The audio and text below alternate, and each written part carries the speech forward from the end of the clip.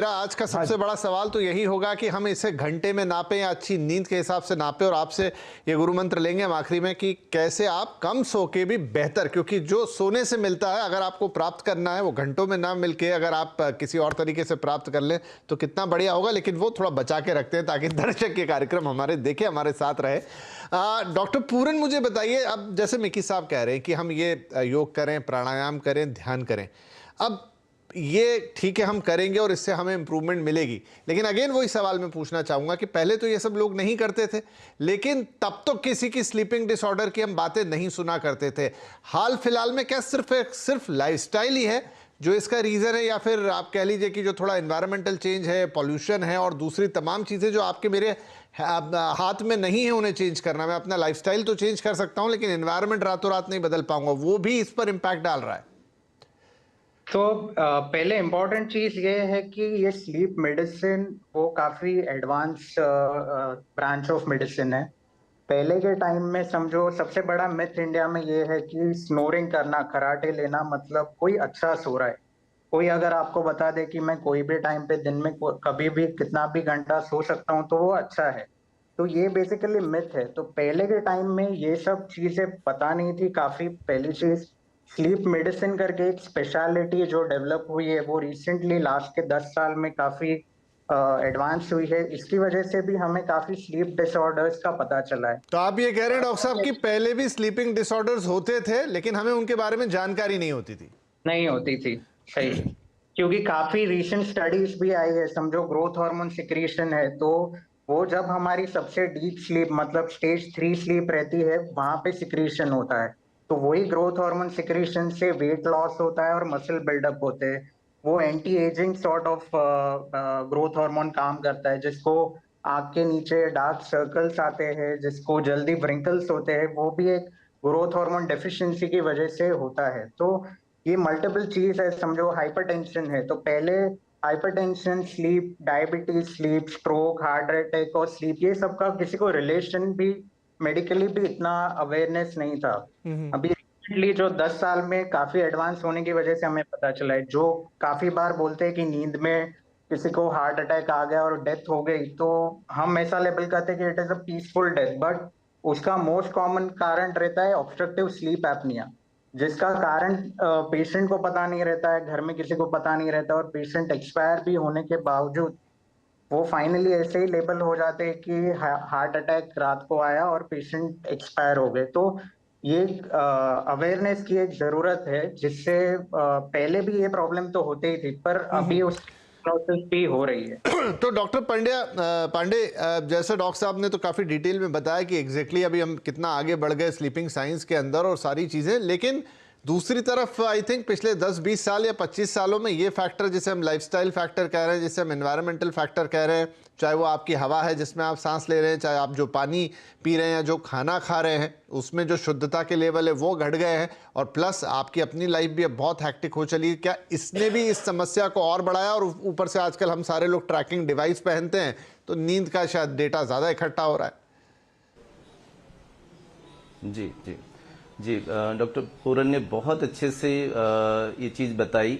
देखिए, जो sleep disorder है ना, वो तकरीबन हम मोटे तौर पे 5 या 6 चीज़ों में डिवाइड करते हैं। एक तो सिंपल इंसोम्निया है कि आपको नींद नहीं आ रही है, उसके फैक्टर स्ट्रेस हो सकता है, उसका फैक्टर आपका स्लीप हाइजीन प्रॉपर नहीं होना, जो हम जनरल बातें करते हैं कि आप बहुत ज़्यादा रात को टीवी देख रहे हैं, आप लैपटॉप पे काम कर रहे हैं, आपकी थोड़ा लेट नाइट वर्किंग की आदत है, स्टडी की बच्चों में आदत है, ये एक इंसोम्निया है जो 30 to 50% जो नींद की डेफिशिएंसी है इंसोम्निया से है।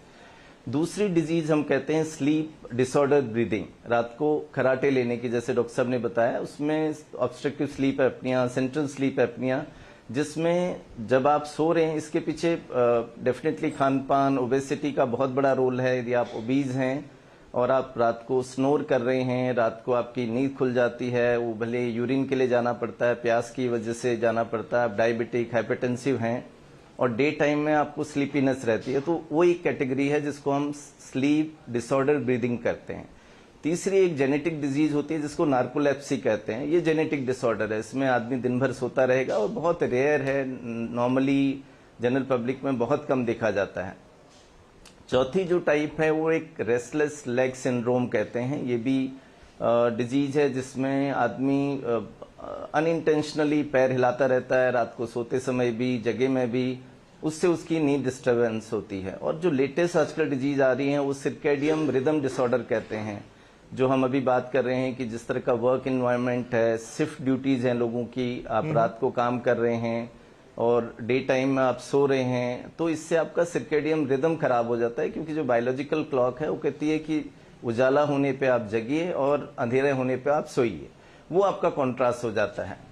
इसमें भी 2-3 चीजें आती हैं, एडवांस डिलेड स्लीप, जिसमें आप गॉट योर पॉइंट सर। जल्दी तो उठ जाते हैं या मैं मिकी बहुत जी के देर पास से ये सोते सवाल हैं। को आगे लेके जाता हूँ। मिकी जी, 2 तरह की चीजें हैं। एक तो हमारे दोनों डॉक्टर पैनलिस्ट डॉक्टर ने बताया कि स्लीप डिसऑर्डर या डिसीज मतलब कि जो बीमारी ही है, और मैं मान रहा हूं कि बहुत सारी जनसंख्या ऐसी है जिसको ये बीमारी नहीं होगी, वो सिर्फ एक गलत रूटीन, गलत खान पान, जो अभी आप कह रहे थे, देर रात तक मोबाइल डिवाइस देखना या अपनी नींद के बारे में अवेयर नहीं होना।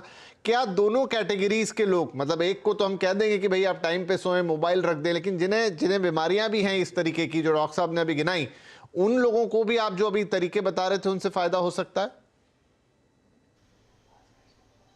देखिए, दुरुस्ती करने के लिए यही तरीके हैं।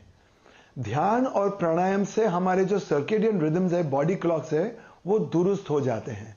और ज्यादा करके अगर हम रात को जल्दी सोना पसंद करते हैं और जल्दी स्विच ऑफ करने की आदत डालते हैं, तो हमारी सेरोटोनिन सिक्रीशन, जिससे हमें आराम मिलता है, आनंद मिलता है और बॉडी डीप स्लंबर में जाती है रेस्ट और रिकवरी के लिए, उसका उत्पादन ज्यादा होगा। और पिछले 70 साल के इतिहास में, 70 इयर्स की हिस्ट्री में हमारी सर्केडियन रिदम ज्यादा बिगड़ गई है, क्योंकि टेक्नोलॉजी, रेडियो, टेलीविजन, मोबाइल्स और ये सारे जो गैजेट्स हैं जिससे हम म्यूजिक सुनते हैं, मूवीज देखते हैं, शोज देखते हैं, ये सारे गैजेट्स हमें बाहर की तरफ खींचती है और हमारा आंतरिक संतुलन बिगाड़ देती है जी। तो दुरुस्ती अगर हम करें वंस अगेन प्राणायाम की, जिससे हमारे सर्केडियन रिदम दुरुस्त हो जाए, और उसके साथ साथ फिर जो रिक्वायरमेंट 8 घंटे की है वो शायद 6 घंटे में, 5 घंटे में भी पूरी हो सकती है।